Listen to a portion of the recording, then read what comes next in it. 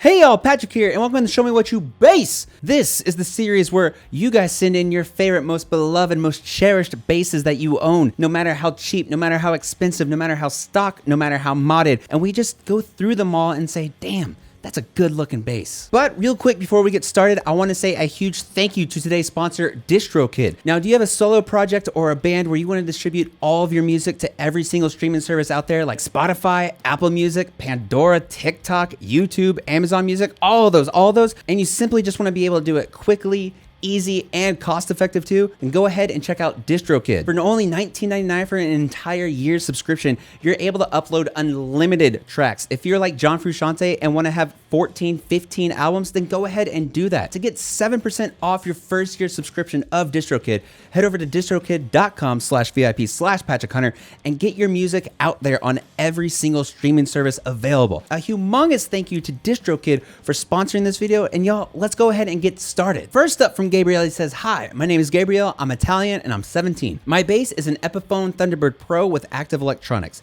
It's already 3 years since I have it, and I still love this big and rounded tones. I know you don't like Thunderbird very much, but I think it's a bass with a real personality. Yes, it has a big neck dive, and it's very heavy, but I still love it. A perfect hard rock machine. So yes, it's a love and hate relationship, but in the end, I think I will take it to the grave with me. It's the thing about Thunderbirds. I like Thunderbirds, but they're just a pain to me to play at least. I think it's definitely the neck dive. They're not super comfortable to play all the time, and just the pickups usually sound muddy, but man, they always look so good, y'all. Especially that color too. Woo.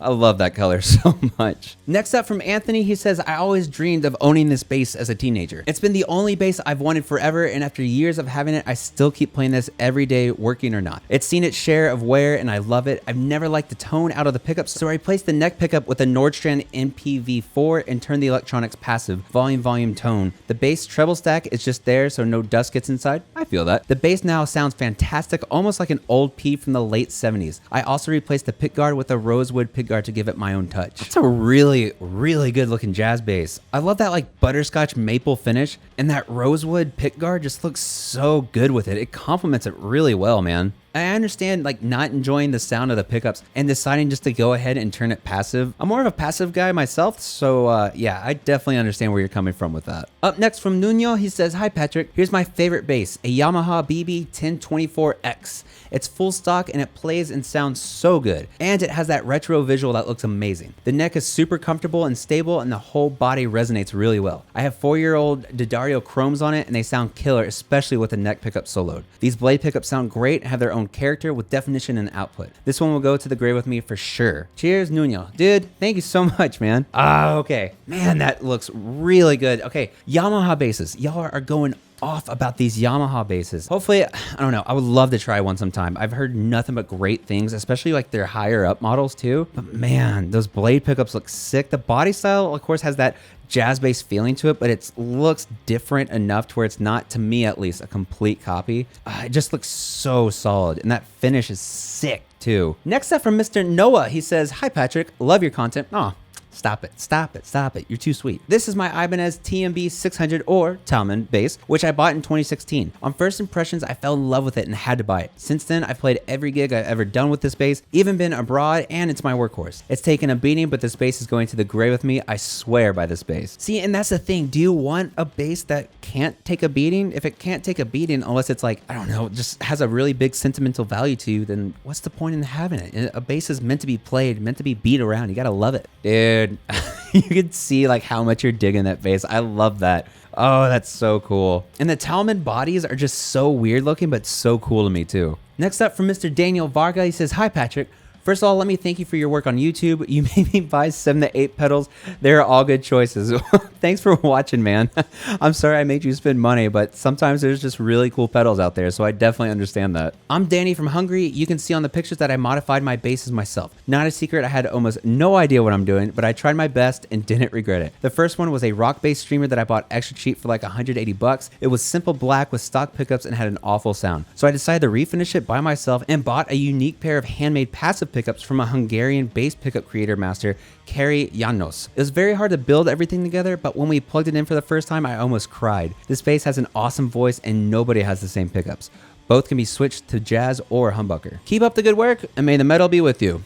My man. Yeah, I can definitely see where you say it's a bit rough, but it's got character to it. I really like that. Those pickups are something else too. Man, I love that you did the matching headstock too. Yeah, I'm really digging the overall vibe of this bass, man. It may not be perfect, but I love that it's not perfect, if that makes sense. Next up from Ryan Sloan, he says, hey Patrick, first, I love your channel. Thanks for providing quality reviews for us low-enders. Dude, thanks for watching, man. I truly do appreciate all you guys that are watching over and over again, week after week. I do really appreciate it, y'all. My bass, whom I call Eden, is a 2017 Ernie Ball Music Man Stingray 5 HH, finished in ivory white with gold hardware, maple neck and fretboard, and white pickguard. Purchased it used in January 2019 from my local Guitar Center. Don't judge me. I ain't judging you, man. If you got a local music store, even if it is Guitar Center, it's a local music store, you know? When I was actually looking for a new standard electric guitar, I saw this hanging on the wall and was intrigued. I plugged it into a Mark bass combo, thumped one note, cussed, and took it home. It's now my only bass, but has served me well on shows in 4 states, in EP, and countless church services. Out of the 10 plus basses I've owned, it's easily my favorite and one I hope to pass down to one of my children should they become a bassist themselves. Oh, dude, that is clean. Look at that.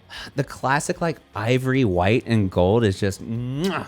That's so good. Man, that, like, simply put, it is just clean looking. That looks so good, man. From Mr. Alan Corona, who is one of my beautiful Patreon supporters. Look at all these beautiful people right here. Mwah. Thank y'all so much for supporting the channel, y'all. He says, hi, Patrick. First of all, thanks for all your videos. I love all reviews you make, and especially the ugly bass collection. It's a replica of Mark Hoppus Jaguar bass. Since Fender doesn't make this, they're not for sale. So I decided I'd make a replica myself. I use alder for the body with a fluorescent pink paint, his signature color. I got the neck from All Parts, and all hardware is Fender American. High mass vintage bridge with through body string setup, standard tuning pegs, and the classic Fender Corona plate on the back. The pickguard's also custom made. I had to make a template for both the body and the pickguard. Dude, that is sick. That's so cool. Mark uses Seymour Duncan SPB3 in reverse configuration, which sounds a little brighter than a standard P bass. Other than that, pretty simple, but I love how comfortable and lightweight it is.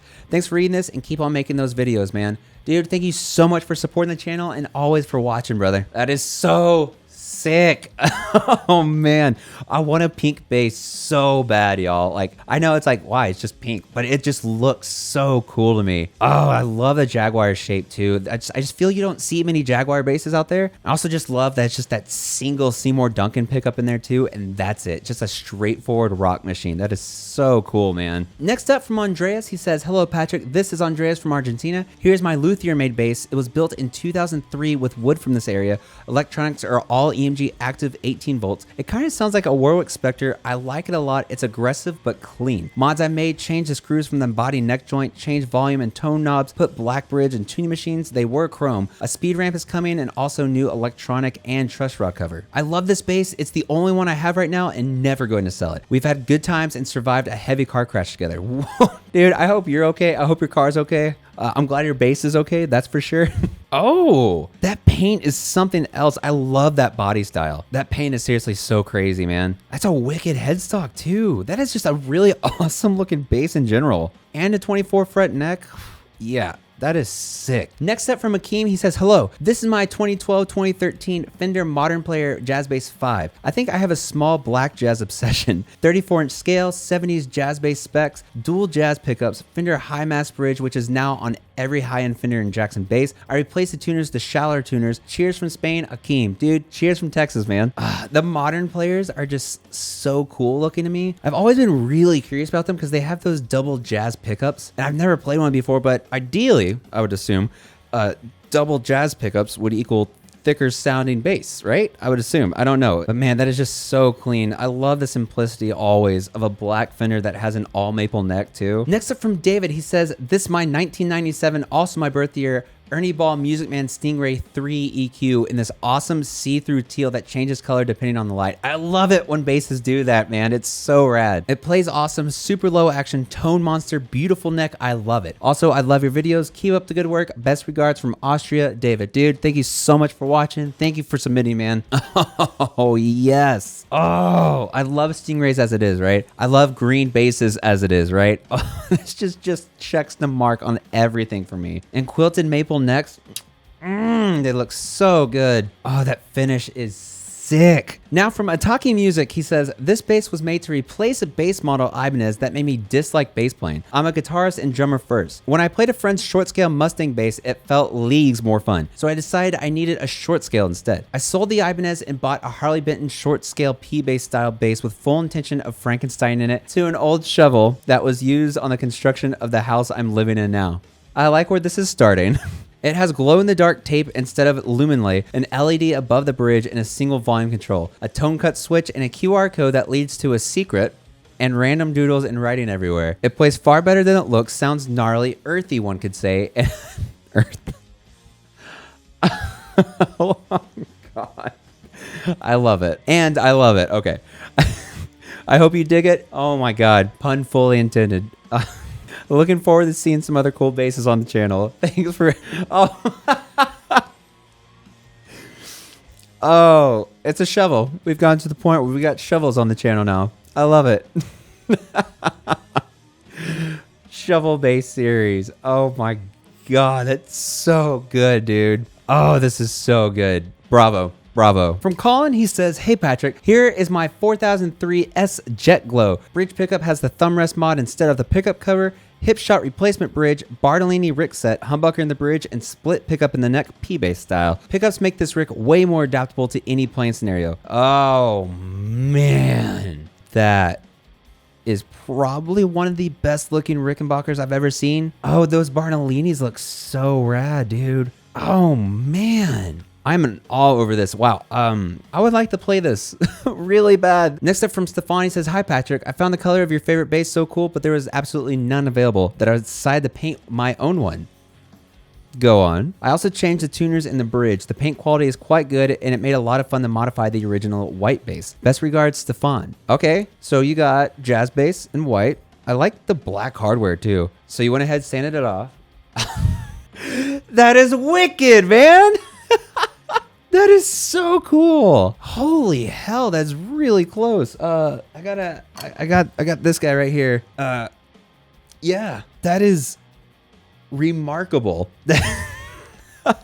That's so cool, man. From Senor Mitch, he just says, this is one of my favorite basses. It's a pawn shop Mustang with a Curtis Novak BS DS pickup. I also put a clear vinyl over the pickguard to tint it blue. It's probably the best sounding short scale I've ever played. It also looks badass. It has a racing stripe. Ooh, boy. Yeah, that's sick, dude. I've always heard Dark Stars and Mustangs are just like next level. Hell, maybe with that stupid Squire one that I have that I don't really like, I should just throw a Dark Star in it, actually. That would be really cool. I love the white and blue combo too, man. I love that you just put that vinyl over the pickguard. It looks really clean. It just reminds me of an old Mustang and it's so cool. All right, from Lucas, he says, hey Patrick, my name is Lucas and this is my bass. I acquired this bass for my 14th birthday on 2014 and I've played it every single day and continue to do so. Hell yeah, man. It's a Memphis bass built in the city of Buenos Aires, Argentina, the country where I'm from. 24 frets, thin C-neck, PJ passive pickups. I bought this bass new for a relatively low price because at the time I got it, I've been playing guitar for a year and soon realized that pretty much no one played bass. As beaten and scarred as it is, it's my main bass and everything about it fits the way I play. It has hundreds of shows on it, several recordings, and a lot of wear, but it stands as strong as when I first got it. Salute. Dude, oh, that's so wicked. I love stories like that, man. Okay, yeah, it kind of reminds me of an Ibanez. Oh, it's badass. It's one of those things where it's like you keep playing it, may not be your main bass anymore, but it's still the one that you can always depend on just in case. From Alexander, he says, here it is. I love the beginning to that email. I found a wild Thumb 6 BO in my man cave. This is my favorite bass for sure. Among my other Warwick, Ibanez, and LTDs, this is the most percussive and defined sound I've experienced. I just love the natural growl of this bass, and my bandmates hate the fact that people always talk about my bass tone. Oh man, look at that thing. It looks like a tank. Like Warwicks in themselves are already heavy enough as it is, so I imagine like this 6-string version only adds more weight onto it. Oh, that's a cool rig too, man. You got the GK cab, that 1001 RB, and then that Alpha Mega Ultra in front of it.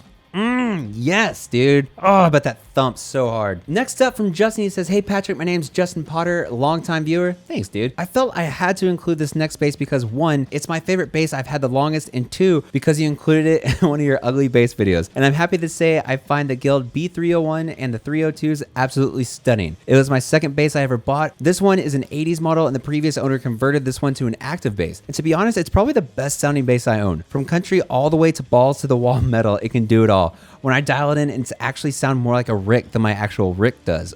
What? Cheers from Dallas. Dude, oh.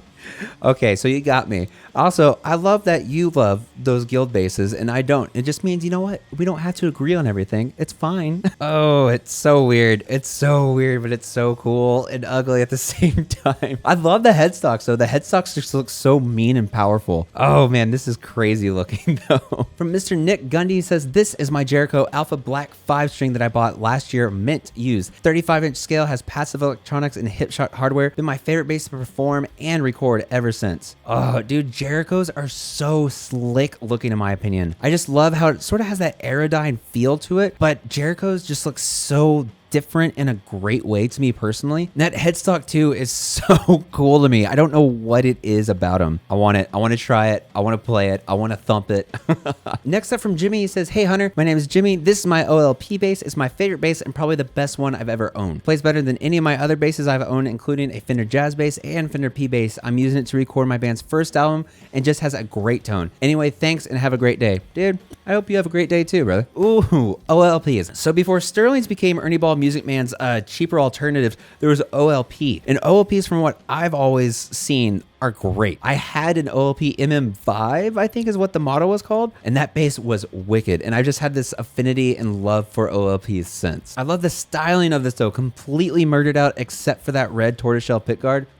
It looks so clean. From Paku, he says, hey Patrick, there's a brief description of my favorite bass. I'm going to keep it as simple as possible. It was made in Taiwan in 1990, older than me. It was released at the same time of the first Billy Sheehan Yamaha Attitude signature model. They look similar, but this one is a bit different. It's stock at the moment. It has 3 pickups, a DiMarzio precision pickup with high mid-range, a woofer pickup hidden below the pick guard in the neck position. What? A piezo in the bridge. The controls are woofer volume, piezo volume, P pickup tone, a switch with 3 configurations, woofer plus piezo, all, and then woofer plus P pickup. There's also a switch on the back of the instrument that allows me to switch the circuit between mono and stereo. Even though the bass is passive, I need to run the circuit with a 9-volt battery. I love this bass. Back then, I was debating between this one and Fender's 70 model made in Japan, white with maple fretboard and block inlays. I'm glad I got this one. I need to know more about the piezo and a woofer pickup. What? I also just love the looks of these Yamahas too. Apparently they just have like the quickest necks you'll ever play. And the fact that you can also do mono and stereo, this is really awesome. And last but not least, from Dylan, he says, hi, I'm Dylan and my favorite bass is an Ibanez BTB 845 fretless. I know you think BTBs look ugly, but I think they're some of the most gorgeous basses around, especially with this deep twilight finish. Here's the backstory to this bass. It was put out last year to an incredibly limited release. I wanted to save some money, so I held off on buying it. By the time I'd saved enough money, the bass was no longer getting stocked in the stores and was removed from the BTB lineup on Ibanez's website. I managed to snag one on March 2020, just days before the lockdown had gone into effect. Woo! Kind of close there, dude. I went to see if any were still available at any retailers recently and I couldn't find any. My favorite things about this bass are its 19mm string spacing, 35-inch scale, which is super helpful for playing in lower tunings, and its deep cutaways, which makes playing really high up on the fretboard feel effortless. It also helped me appreciate my previous bass, an Ibanez SR 505, a lot more. Bouncing back and forth between the two basses really made me understand who these basses are for and why they're built the way they are. Man, I feel really conflicted right now. This bass looks really good. This bass looks fantastic, I will say. Oh man, that finish is next level. Oh, and I bet it just sounds so good. And I know the quality has to be just incredible as well. That finish is probably one of the most gorgeous things I've ever seen. The body style is still not my favorite, but all together, this looks super good, man. This looks really, really awesome. And with that, we've come to a conclusion on Show Me What You Bass Volume 9. Y'all, thank you so much for watching, liking, subscribing, commenting, sharing, all those things. I truly do appreciate it, and I really appreciate you guys submitting these and the patience as well. There's still 437 emails currently in my inbox for Show Me What You Bass right now, by the way. So yeah, it is what it is. But of course, don't let that discourage you. If you haven't submitted your bass and you want to go ahead and do that, go ahead and send an email to showmewhatyoubase@gmail.com, where I ask that you include 3 or more pictures, a brief description, again, brief please, and just one bass please. Again, a gigantic thank you to my Patreon supporters right over here. I absolutely love you guys for supporting the channel every month. But y'all, again, thank you so much for watching. And of course, as I always say at the end of these videos, stay safe, practice that bass, and I'll see y'all next time.